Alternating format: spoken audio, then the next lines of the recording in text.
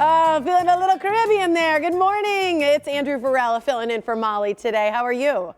I'm good, Tiff. How are you doing? You look great. Thank you. So do you. So good to see you. It's fun because I feel like we haven't seen you in a show in very long. And I think, don't you have a new one that's coming up that you're a part of in town? I do. Actually, tomorrow I start rehearsals for Titanic at the Milwaukee Rep. It's a show that got delayed by the pandemic this whole time. And I'm super excited, looking forward to it because it's a great show. When I was in Les Mis on Broadway, it opened across the street and we all wanted to see it, but we couldn't see it because the music is so good. It's such a wonderful story, and I can't wait to see what the Rep does with it. Oh, I love it. So who do you play? I play Ismay, the bad guy. So that's why I'm growing this awesome stash. I'm super excited about that. I saw you sort of like waxing it up, or I don't know, giving a little lick before. I absolutely use wax. I absolutely am using wax. Oh, that's fantastic. I love it. Hey, aren't you a Ju-Jitsu like master? I am. I've recently just gotten my Combatives Belt, which is between a white and a blue belt in Gracie Milwaukee Ju-Jitsu.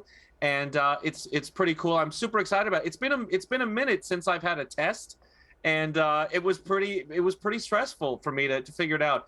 But the teachers that they have at Gracie Milwaukee, they're wonderful, and I had a great time. So I am a weapon now. Ooh, I like that. See, it's interesting because I've heard a lot of women talk about doing jujitsu or learning some safety techniques just through doing stuff like that. It's something I've always been interested in but haven't done myself. I think people feel a little intimidated by trying to learn it. They have a women empowered class that is specifically for women, and all the women in the class, they are very energized and they feel empowered, and it's a really useful class. I'll hook you up. Okay, send me some info. I think that's interesting for people. So where do you go again? Gracie Milwaukee in Tosa. Okay, cool. I might have to check that out. I think people would want to know that. So pretty cool. Good. It's our travel week. So I wanted to just know, is there any place, because there's one spot I've always wanted to travel to. I have not yet gone. And I wondered for you, is there some spot in the world or country, wherever, that you've just always wanted to go to and you haven't? I've always wanted to go to Dubai because it's one of those crazy money places where the police cars are Lamborghinis, and I just want to see it for like a weekend or something like that. But that would be that to me is a bucket list place. I would just like to check it out. Look at the crazy architecture, the islands that they built in the Persian Gulf. I think it'd be fascinating. Oh, I would love to do that. Mine has always been, I've always wanted to do Machu Picchu and do the trek there in Peru. I just think it's so beautiful. Like when you see like some of this old like Inca architecture and like the stuff that was there that you can hike and be out in the beauty of Peru. I just think it would be absolutely gorgeous. And just put yourself back there for 1,000 years ago, and that's exactly what it looked like. That's a great place. It's interesting because one of our producers here said that when he was there, there were so many people because it is a little bit touristy, that he said actually it was a little bit frustrating because sometimes you're trying to get a picture, because obviously that was sort of a zoomed in shot, but it's these big peaks and everything. And he said there were so many people you couldn't always get a picture of just the landscape because it's so touristy too.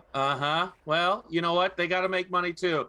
Listen, my sister went there and she said it's pretty amazing. But you can go to there are 1,000 Machu Picchu-like towns on the way up to the actual Machu Picchu. So that's probably where I'm going to stop, the one closest to the Starbucks. Okay, I like that. Do you think there's someplace everyone should go in their lifetime? It doesn't have to be like a big spot like Dubai or Peru, but do you think there's any place that people just should never not travel in their life? Well, I felt changed when I went to the Grand Canyon, just seeing the space and the scope of it. My eyes couldn't focus on the distance of how grand it is, and I feel like feeling small like that at some point in your life, I think is kind of spiritually good for you. Oh, I want to do that. You know where I would say the Corn Palace in South Dakota. The Corn Palace? Have you been there? No, I never even heard so great. of it. Anybody who's been there knows what I'm talking about. It's fantastic. All right, we ran out of time, so I got to go. Andrew Varela, such a pleasure. Look forward to seeing you at the Rep. Thank you for joining me this morning. All right, thank you, dear. Good to see you. All right, go to our Facebook page and sound off. If you could travel anywhere, where do you choose? And let me know if you've been to the Corn Palace too. Love it.